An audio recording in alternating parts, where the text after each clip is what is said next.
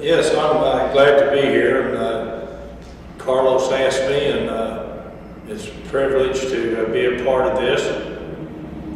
And I thank him for asking me to come. All right, our first question to you is going to be, can you just tell us a little bit about your history?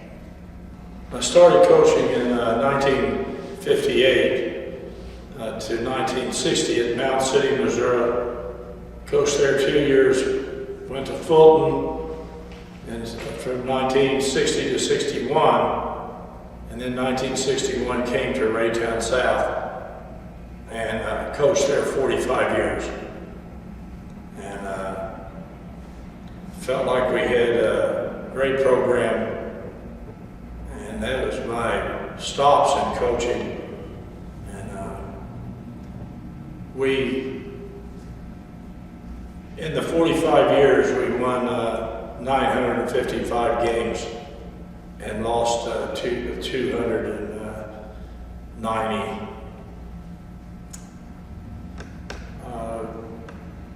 24 All-State players and 24 conference championships, 24 All-State players and 24 district championships, and 4 state titles, and 10 trips to the Final Four. And we had some very good players, and we worked at it, and tried for our school to have pride in our basketball, and expected our players to be good young men. Next, can you tell us what is coaching? To me, coaching is all about getting into the hearts and minds of the youngsters. It's also the community, and a great asset is if you have a good school administration that will allow you to coach and do the things that you do to be successful. And a school, I don't believe, as far as education, and all I was a teacher of basketball. A teacher of basketball.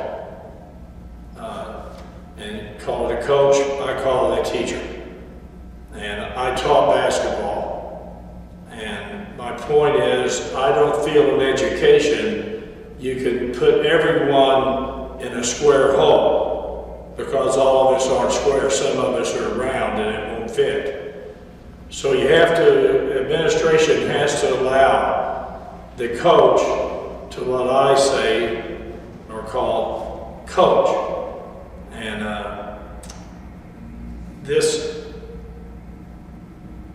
it's so important that you involve, you're a part of their life, and you're telling them the truth.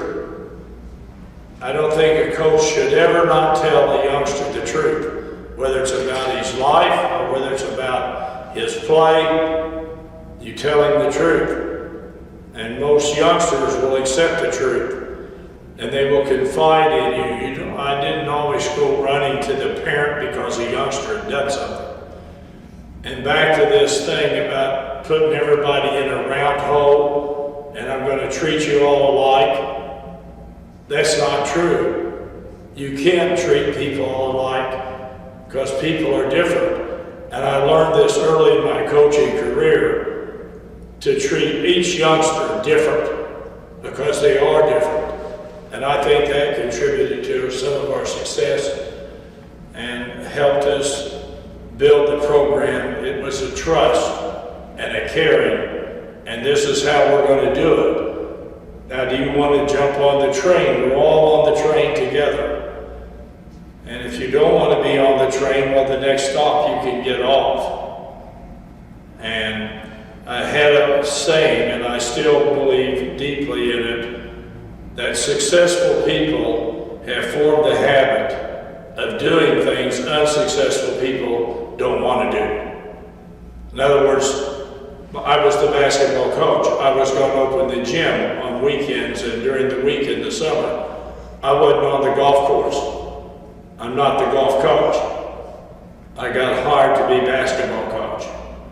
And it was my job to teach youngsters basketball. And all coaches have a different way of coaching.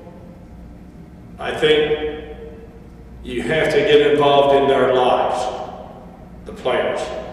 You have to care about them, and they have to know you care about them. Kids know whether you care or don't care. You're not going to fool kids.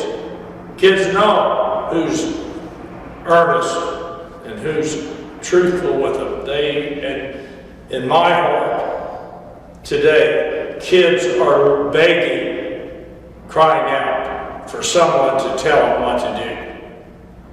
And if it's not a coach, if it's not a teacher, then it's going to be someone out there. They're going to follow someone, is what I'm trying to say. And I would rather for them to follow me as to follow the dangers that are out there.